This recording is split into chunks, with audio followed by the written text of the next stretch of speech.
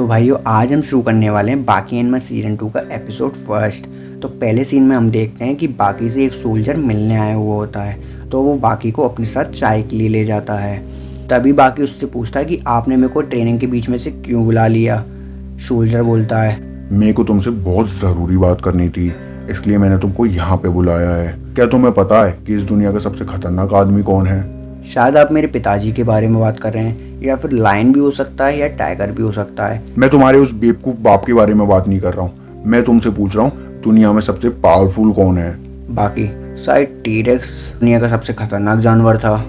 फिर तभी वो सोल्जर उसको एक न्यूज़पेपर देता है जिसमें एक ह्यूमन बीस्ट के बारे में बात की जा रही होती है, जो कि टी-रेक्स से भी ज़्यादा खतरनाक है।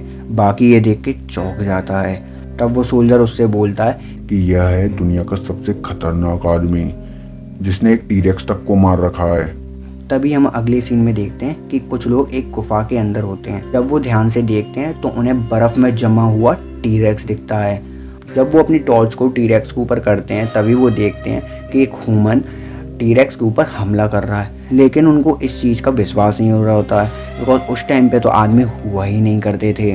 तभी वो लोग बहुत ज़्यादा घबरा जाते हैं और उसमें से एक आदमी बोलता है, क्या ये सच में उसके ऊपर हमला कर रहा है? तो उनके साथी बोलते हैं, लग तो कुछ ऐसा ही रहा है।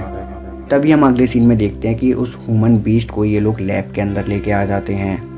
तभी उनमें से एक साइंटिस्ट बोलता है, ये हमारी एक बहुत बड़ी खोज हो सकती है। अगर इसके बारे में हमने सरकार को बताया, उसको मारने पर मजबूर भी कर सकती है, और मैं नहीं चाहता कि इसको अभी मारा जाए। मैं इसके ऊपर कई तरह की रिसर्च करना चाहता हूँ, जिससे कि मैं दुनिया का सबसे मशहूर साइंटिस्ट बन जाऊँगा।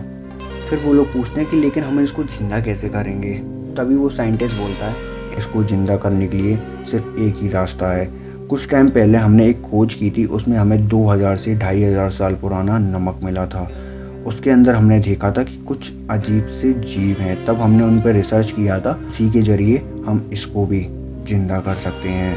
तभी वो लोग बहुत ज़्यादा घबरा जाते हैं। तभी वह साइंटिस्ट बोलता है, इसको हम जिंदा तो कर सकते हैं, लेकिन उसके लिए हमें इसको नमक के पानी में इसको डुबा के रखना होगा। तभी हम अगले सीन में देखते हैं कि इन लोगों ने एक बहुत बड़े टनल के अंदर इस पिकल को लिटा दिया है, उसमें पूरा नमक का पानी भर दिया है और इसके ऊपर बहुत सारी वायर्स को अटैच कर दिया, जिससे कि इसके ऊपर बहुत सारी रिसर्च कर सकें।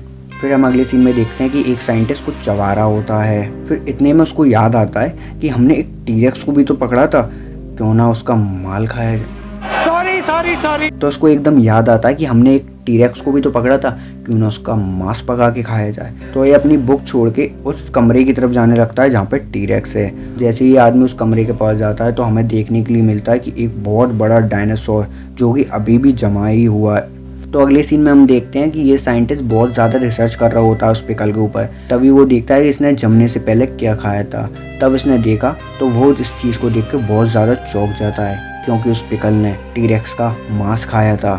नेक्स्ट सीन में हम देखते हैं जो आदमी टी-रेक्स के पास गया था वह उसका मांस को पका रहा होता है। तो जैसे ही उस पिकल को मांस की खुशबू आती है तो वो झट से उठ जाता है और अपने आसपास देखने लगता है।